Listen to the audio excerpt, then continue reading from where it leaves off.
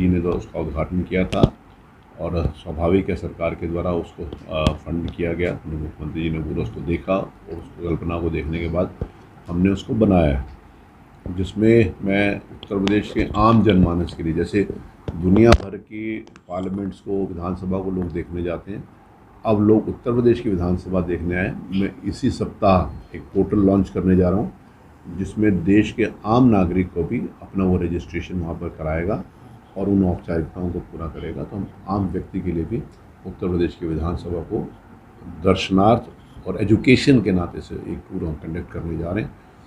मैं आह्वान करूंगा आपके टीवी चैनल के माध्यम से कि लोग उत्तर प्रदेश के उस पोर्टल के ऊपर जाकर, ये सोमवार को या मंगलवार तक हम उसको लॉन्च कर देंगे, उसमें अपना रजिस्ट्रेशन कराएं, उत्तर प्रदेश की विधानसभा को देखने आएँ।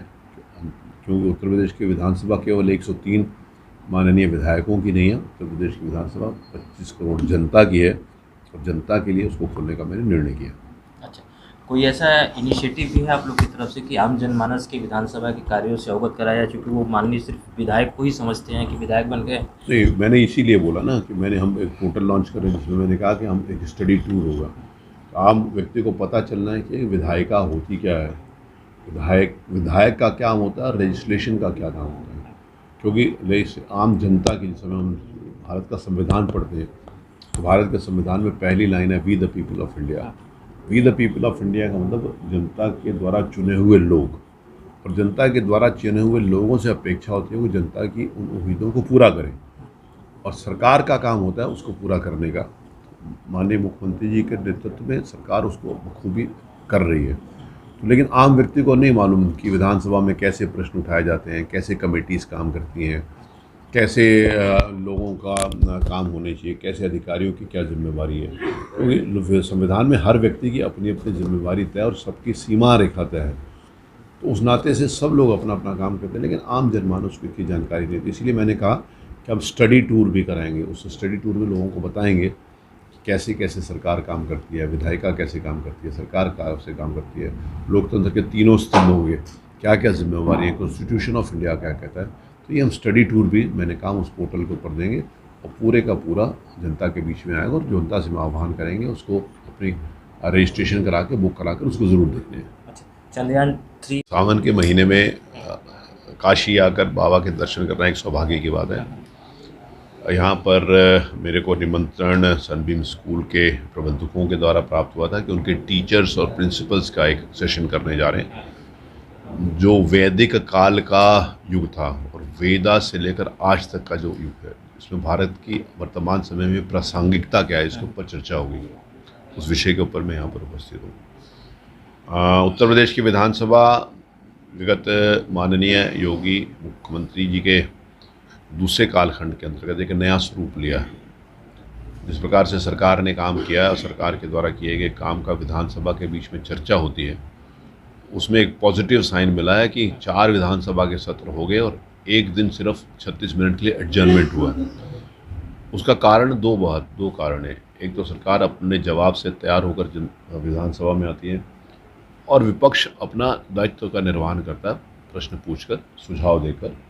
ये उनका काम होता है। लोकतंत्र में दोनों का अपना अपने जगह पर महत्व है। माननीय योगी जी के नेतृत्व में उत्तर प्रदेश की विधानसभा एक नया स्वरूप ले रही है। एक आज यूपी की विधानसभा पूरे देश में अग्रणीय स्थान रख रही है, पूरे देश के विधानसभा उत्तर प्रदेश की विधानसभा को फॉलो कर रहे हैं। उत्तर प्रदेश की एक जो परसेप्शन पूरे देश में लॉ एंड ऑर्डर के नाते से ख़राब था, उन 6 साल में कितना परिवर्तन हुआ ये हम सबके सामने है। उत्तर प्रदेश के विकास की गति को सौभाग्य से माननीय प्रधानमंत्री श्री नरेंद्र मोदी जी वो पूरे देश की विकास की चिंता करते हैं, लेकिन हम सबका सौभाग्य है कि वो उत्तर प्रदेश के काशी शहर से माननीय सांसद भी हैं।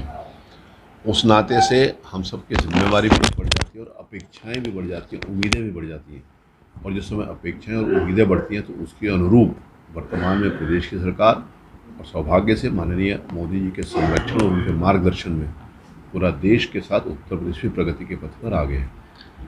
उत्तर प्रदेश के विधानसभा में कई प्रकार के नवाचार हुए हैं। मैंने उत्तर प्रदेश की विधानसभा में एक दिन सिर्फ महिलाओं के लिए आरक्षित किया, सिर्फ महिला सदस्यों के हुई एजेंडे के ऊपर बोलने के लिए बोला। अलग से कोई सेशन नहीं था, कि एजेंडे के वो बाहर बोलें। तो मेरे को एक माननीय विधायक ने बोला कि 5 दिन में से आप 1 दिन महिला सदस्यों को दे रहे हैं। मैंने कहा मैं 5 दिन में 1 दिन महिला सदस्यों को नहीं दे रहा, मैं 75 साल में पहला दिन महिला सदस्यों को दे रहा हूँ। 75 साल में पहला दिन ऐसा हुआ था विधायी इतिहास में कि 1 दिन पूरा महिलाओं के लिए आरक्षित किया गया। उत्तर प्रदेश की विधानसभा में कई नए नवाचार देखे हैं और उसको और हम आगे बढ़ रहे हैं। हमने उत्तर प्रदेश के बहुत बड़ी उपलब्धि है। देखिए, भारतवर्ष के लिए रोज नई एक प्रगति और एक नया अध्याय जुड़ता है देश की प्रगति में और अंतर्राष्ट्रीय स्तर के ऊपर देश की पहचान बनाने में। पिछले कुछ समय पहले जिस समय चंद्रयान का लॉन्च हुआ था तो बहुत अच्छी तरीके से लॉन्च हो गया था, लेकिन उसको लैंडिंग में थोड़ी प्रॉब्लम आई थी, जिसके कारण हमारे साइंटिस्ट थोड़े उदास थे। लेकिन धन्य है इस देश के प्रधानमंत्री जिन्होंने उस समय भी साइंटिस्ट का मनोबल ऊपर उठाने के लिए उनको कहा था कि प्रयास बहुत अच्छा हुआ है और हर हालत में हम इसमें सफल होंगे। मुझे विश्वास है आज जो चंद्रयान की लॉन्च 3 की लॉन्चिंग हो रही है कि अपने ऑर्बिट में पहुंचकर पूरी तरीके से सफलतापूर्वक उसका लॉन्च को अपना कार्यक्रम को पूरा करेगा।